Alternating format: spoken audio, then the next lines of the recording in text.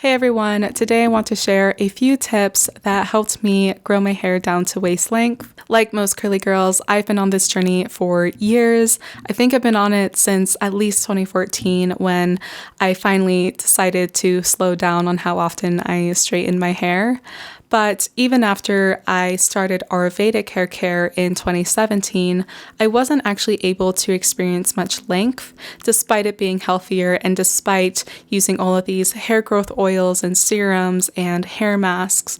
It was never able to grow past like bra length. But then in 2019, I feel like my hair just grew in one fell swoop, and now it's just happily hanging around waist length, and I'll even start to inch down towards hip length before I decide that I want to give it a trim. So I'm very happy with my length currently, and today I really want to share what I did differently that I believe really helped my hair take off in that year.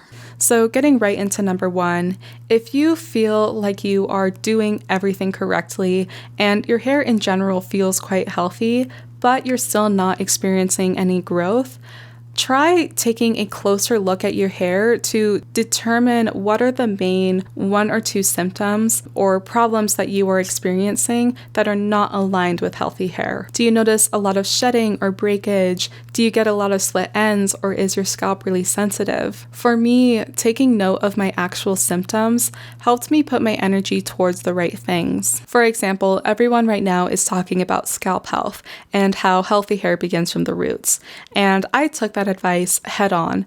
And I want to say like 70% of my hair care was focused on my scalp. And I was using a whole bunch of scalp oils and using teas and rinses primarily on my scalp. And yes, my scalp was nice and healthy, and my follicles were active and producing very thick, healthy, luscious hair. But I didn't actually experience any more growth because what was actually holding me back was my ends. My biggest symptom was that the bottom 3 or so inches of my hair was always stiffer and drier and rougher compared to the rest of my hair. And it didn't matter if I trimmed my ends a week ago, it would almost immediately come back. And it wasn't until I actually started focusing on keeping my ends hydrated and protected that I actually started to experience any growth. And when I did, that growth was very, very rapid. Number 2 is to start detangling your hair with your hands more often.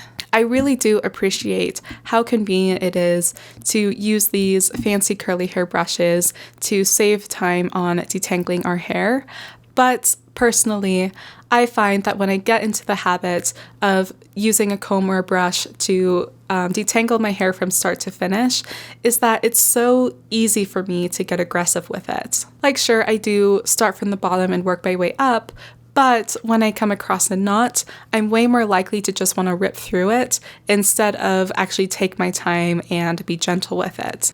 On the other hand, it's a lot harder for me to be aggressive with my hands, and I feel like it just shifts my mindset in a way that I feel a lot closer to my hair. And I start to notice the subtle differences in how it feels and what it needs from me, almost like I'm building a relationship with it. And so when I come across a tangle, I'm way less likely to just try to rip it apart, and I'm way more likely to do my best to preserve as much of my hair as possible. So yes, you can absolutely use combs and brushes in a kind and gentle way, and if that is you, that is super awesome. But if you notice that you have a lot of breakage in general, or you're like me and you kind of have a tendency to just want to rip through your hair, even just taking time at the beginning of your detangling session to use your hands to pry apart some of those bigger tangles, at the very least, I think is a good reminder just to be gentle with your hair. Number 3 is keeping your routine simple. I feel like on YouTube, as a creator, I feel like there is this underlying pressure to find the next best thing, like the next best herb, the next best recipe, the next best routine, or the next best scalp massaging method.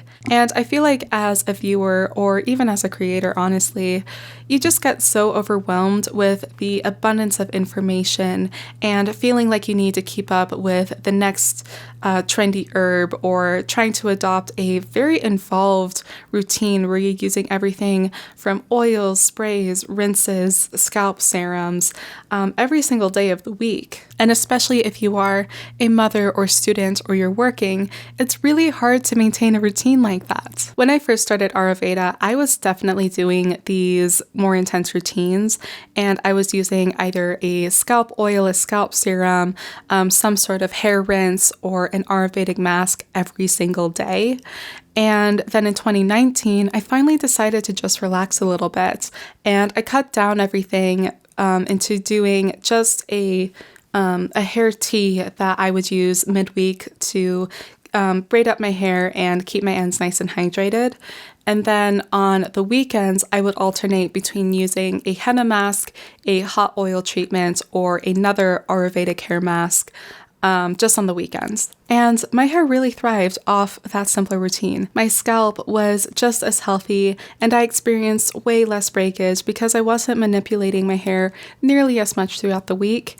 And with that, I got more length and a little bit more of my sanity back, because I feel like I had more mental space to focus on other things that I cared about, while still being rest assured that my hair was still looking beautiful and being well taken care of. And so I guess this tip is for those who struggle with consistency or just feel overwhelmed with everything. Look at your current routine and try to determine what is actually giving you the most return, what products are actually aligned with your hair goals and are tackling those biggest symptoms or problems that we talked about in the first tip. And then from there, figure out how to simplify it and see how you can more seamlessly work your hair care in with your day-to-day life. Tip number 4 is to look at your overall health and your lifestyle. I know that this tip is on every single list in existence. Like, yes, nourish your hair from the inside out, eat good food, drink lots of water, yada, yada, yada. But I feel like this tip is honestly one of the most important, but is one of the most overlooked and is in a way most difficult to implement because it's just hard to change your lifestyle. But at the very least, if you struggle with shedding, or your scalp is sensitive, or your hair is thinning, or just overall you feel like most of your hair growth issues are starting from your scalp, is to go to the doctor, get blood work done, look at your lifestyle, look at what you're eating, your diet, your sleep, and your stress levels. For myself, I struggled with excessive shedding for years, and that's actually a big reason why I focused so much on scalp health at the beginning of my Ayurvedic journey, because if I wasn't on top of it, my hair would start thinning and falling out by the handful. And finally, I went to the doctor just for a routine visit, and she checked my vitamin levels because I was on a vegan lifestyle back then, and I found out that I was severely deficient in vitamin D. I feel like my levels were around 17 or 19, whereas they should be closer to 40 or 50.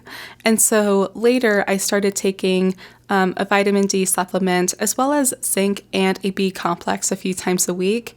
And I haven't experienced shedding ever since. It's seriously been night and day, and my skin looks a lot better and I have a lot more energy. It's seriously been amazing. So don't underestimate the importance of actually consuming your nutrients and eating a well-balanced diet. It really does make a difference. And along with food and nourishment, really do look at your stress and your quality of sleep and your overall sense of well-being.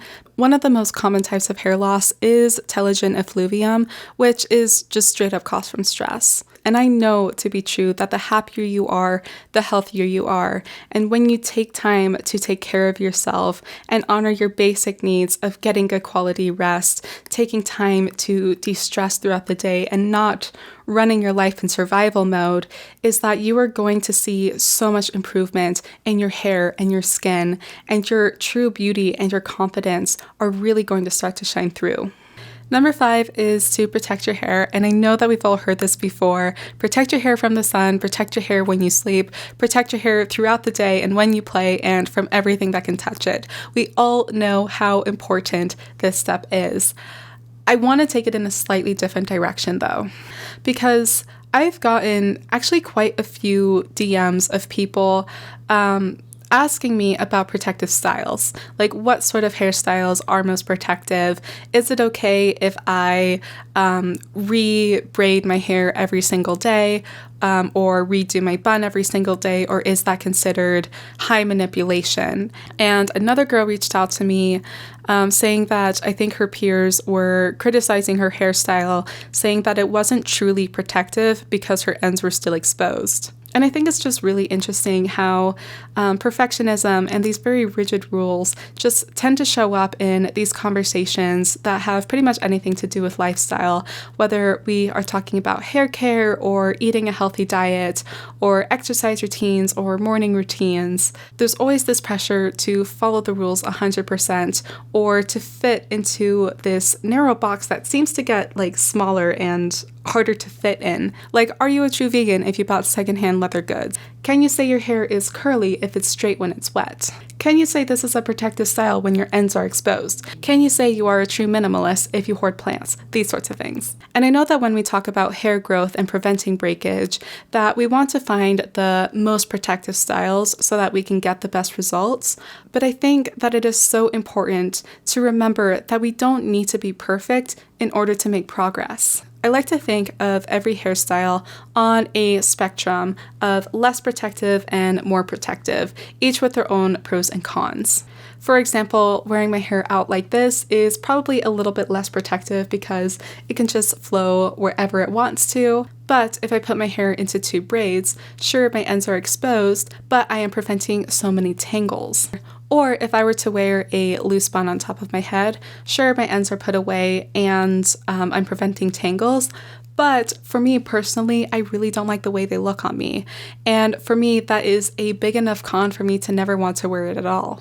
For me, the purpose of any protective style is first and foremost to prevent tangles because, let's be honest, like 95% of all damage comes from combing, brushing, and detangling your hair.